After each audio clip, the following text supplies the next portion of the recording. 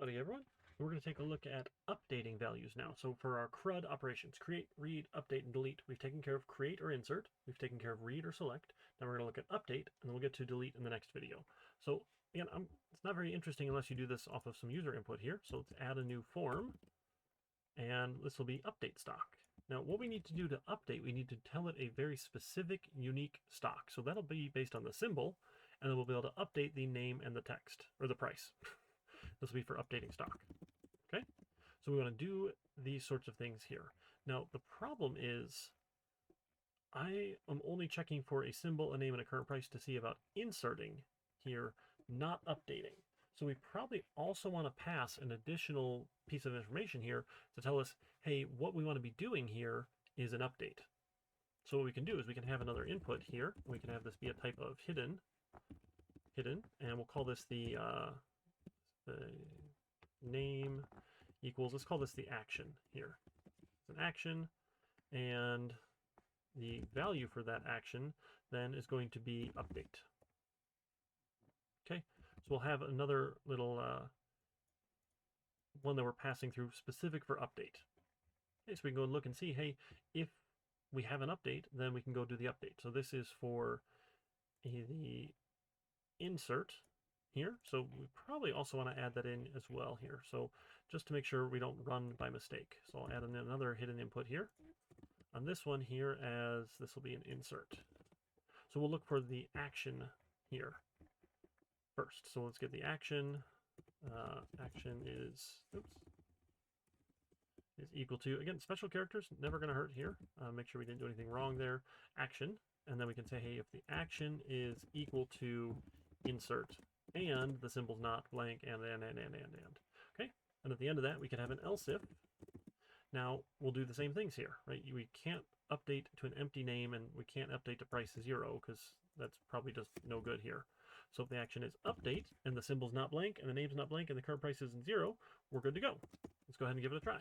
So let's see, what do we want to do here then? Oops, too many curly braces there.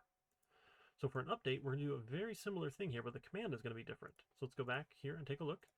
What does it look like if we want to go and update some data here? So if I go and, we're going to leave this page. We'll go back. If I go to edit one of these here, let's like say we wanted to edit the price of Microsoft. So instead of 274, let's say 275.8 here. And if I preview my SQL, it's going to say, hey, update stocks, set current price equals, where stocks ID equals 4. So it's going to be based off of the unique identifier here, the primary key. We can get around this with ours and just use symbol, because that's probably going to make life easier for us. We'll use this ID later here, but our where clause that says, hey, only do this where this matches, can be based on the symbol. But it's update stocks, set, what do we want to set equal to something, where, well, what needs to be true.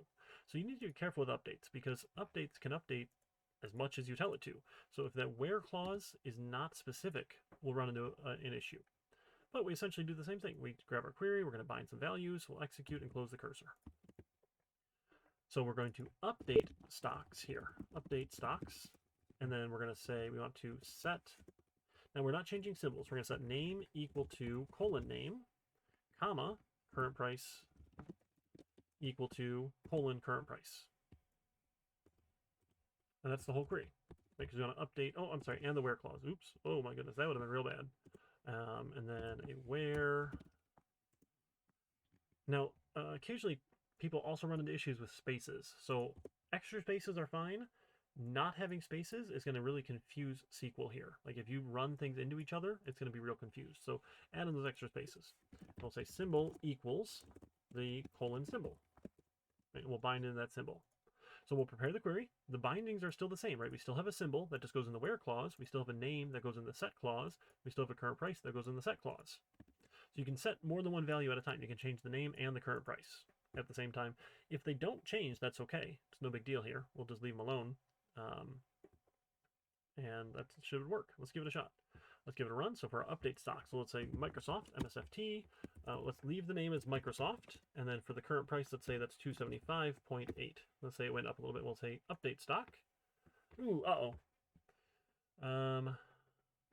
need to use where symbol equals MSFT at line 1. Let's see, what do we do wrong here? Where symbol equals symbol. Oh, goodness. symbol equals the symbol. We not concatenate that in right? Query? Let's see. Syntax error, access. You have an error in your SQL syntax. Check the, yeah. To use near where symbol equals Microsoft at line 1. Okay, so something about our syntax here. Update stock, set name equal name, current price. Ah, I have a parentheses here. Yeah, there's no parentheses there. That's what's going on here. Okay, and give that another run here. So we'll try and update it again. So Microsoft, and 275.8. Let's go ahead and give it an update, and we see it updated.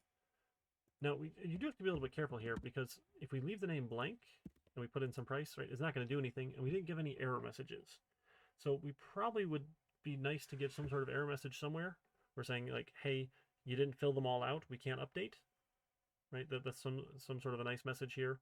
And maybe we could add that in here, right? So down in our else here then, so if the action was insert and it didn't match, or the action was update and they didn't all match, then maybe we give them some sort of message, right? And that's what else if action does not equal nothing, right? Because just a plain get request to this page won't have an action, right? So the first time we hit the page, there is no action. But if it's not nothing and one of these didn't work here, then we want to echo out missing, or let's do like a new paragraph. We'll say missing symbol, name, or current price. Unable, I don't know, sure, that's probably enough here. We don't need to do anything super special. Okay, let's give that a shot. So now if I try and update Microsoft, but I don't give it the name, I get a missing name, symbol, or current price. And we get a nice little message here. Same, if we try and add stock, something's missing, update stock, something's missing. Gives you a nice little notice here. All right, so that's for updating data. I'll see you folks in the next video.